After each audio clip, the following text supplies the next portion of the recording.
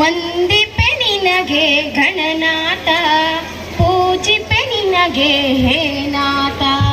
ವಿಘ್ನ ವಿನಾಶಕ ವಿದ್ಯಾ ಪ್ರದಾಯಕ ಸಿದ್ಧಿ ಪ್ರದಾಯಕ ಗಣನಾಥ, ಸಿದ್ಧಿ ಪ್ರದಾಯಕ ಗಣನಾಥ.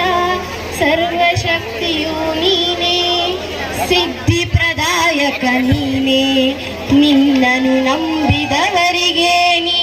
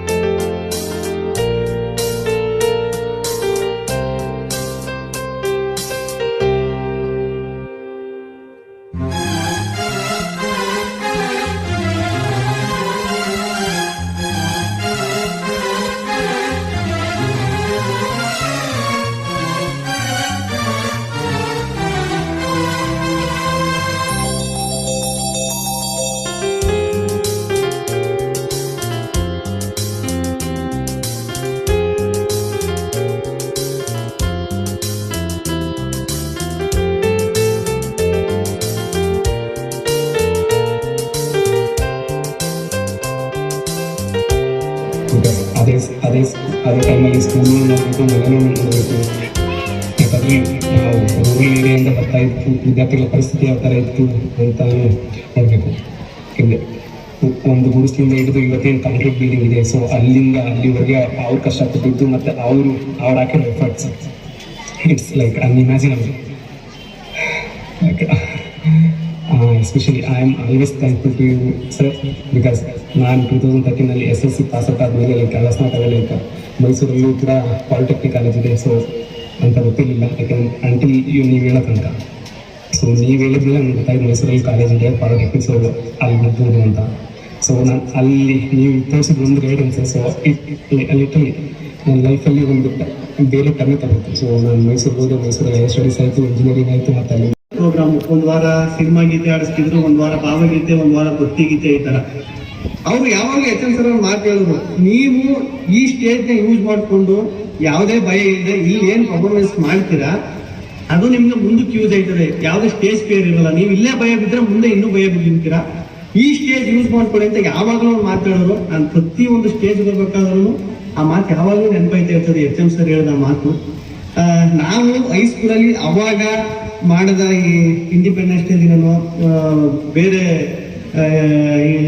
ದಿನಗಳಿದ್ದಾಗ ನಾಟಕ ಆಡಿದ್ದು ಇಲ್ಲ ಯಾವುದೋ ಸಾಂಗ್ ಆಡಿದ್ದು ಅಲ್ಲಿ ಭಯ ಬಿಟ್ಟು ಏನು ಆಡಿದ್ದು ಅದು ಇವಾಗ ಯೂಸ್ ಆಯ್ತೈತೆ. ನಾನು ಯಾವುದೇ ಸ್ಟೇಜಲ್ಲಿ ಒಂಚೂರು ಭಯ ಇಲ್ಲ ಏನಾದರೂ ಒಂದು ಪರ್ಫಾರ್ಮೆನ್ಸ್ ಮಾಡ್ತೀನಿ ಅಂದರೆ ಆ ಸ್ಕೂಲಲ್ಲಿ ಮಾಡೋದು ಆ ನಾಟಕ, ಆ ಸಾಂಗ್ ಆಡಿದ್ದು ಇದೇ ಕಾರಣ.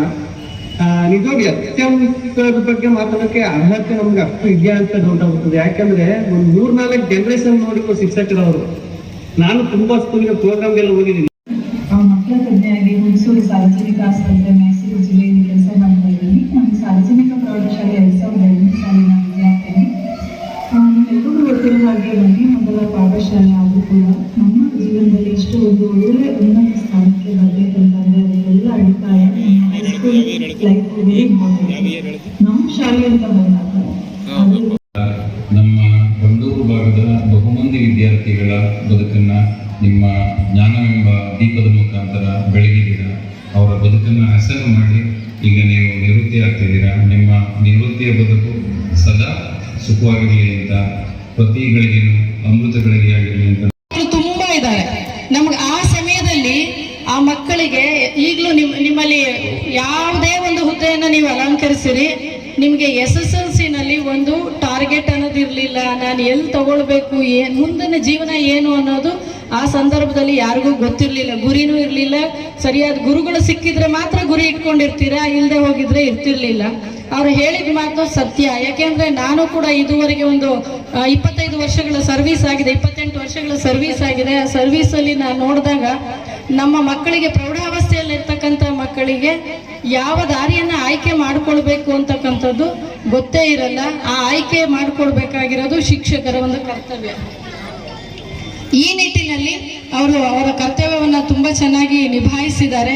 ಅದರಲ್ಲೂ ಗಣಿತ ವಿಷಯದ ಶಿಕ್ಷಕರು ಅಂತ ಹೇಳ್ತಾ ಇದ್ದಾರೆ. ಗಣಿತ ವಿಷಯ ಕಬ್ಬಿಣದ ಕಡಲೆ ಅಂತ ಹೇಳ್ತಾ ಇದ್ದಾರೆ. ಖಂಡಿತ ಕಬ್ಬಿಣದ ಕಡಲೆ ಅಲ್ಲ, ಹಂಗಂತ ಅನ್ಕೊಂಡಿರ್ತಾರೆ ಮಕ್ಕಳು. ಅದನ್ನ ಸುಲಭವಾಗಿ ಕಲಿಸ್ಬೇಕು. ಯಾಕೆ ಅಂತಂದ್ರೆ ಅಪ್ ಟು 7th ಸ್ಟ್ಯಾಂಡರ್ಡ್ ಮಕ್ಕಳಿಗೆ ಅದು ಒಂಥರ ಚಂಚಲ ಬುದ್ಧಿ, ಅದು ಆಟ ಆಡುವಂತಹ ಸಹಕಾರವನ್ನು ಯಾವ ರೀತಿಯಲ್ಲಿ ನೀಡ್ತಿದ್ವಿ, ಅದೇ ರೀತಿ ಮುಂದಿನ ಇರುವಂತಹ ಒಂದು ನಮ್ಮ ಇಲ್ಲಿರುವಂತಹ ಶಿಕ್ಷಕ ಮುಂದಕ್ಕೆ ನಿಮ್ಮ ಸಲಹೆ ಸಹಕಾರಗಳು ಸಹ ಬೇಕಾಗಿರುತ್ತೆ. ಅದನ್ನೆಲ್ಲವನ್ನೂ ಸಹ ಕೊಡಬೇಕು ಅನ್ನುವಂಥದ್ದು ನಮ್ಮ ಒಂದು ಪ್ರಾರ್ಥನೆ ಆಗಿರ್ತದೆ. ಇದಕ್ಕೆ ಇದುವರೆಗೂ ಸಹ ನಿಮ್ಮೆಲ್ಲರ ಹಾಗೂ ಏನಪ್ಪ ಅಂತ ಹೇಳಿದ್ರೆ ನೀವು ಮಾಡಿದಂಥ ಕೆಲಸ ನೋಡಿದ್ರೆ ನನಗೆ ಇನ್ನೊಂದು ಸಮಯದಲ್ಲಿ ನನಗೆ ಏನೋ ಹೇಳಬೇಕು ಅಂತ ನಮಗೆ ಬರ್ತಾ ಇಲ್ಲ, ಬರ್ತಾ ಇಲ್ಲ. ಅದಕ್ಕೆ ಕ್ಷಮೆ ಇರಲಿ ಅಷ್ಟೇ. ಈ ಒಂದು ಮಂಚೂರಿಯಲ್ಲಿ ನಿಂತ್ಕೊಂಡು ನಡೆದಂಥ ಎಲ್ಲ ಹಿರಿಯ ವಿದ್ಯಾರ್ಥಿಗಳಿಗೆಲ್ಲರಿಗೂ ಸಹ ನಾನು ಏನು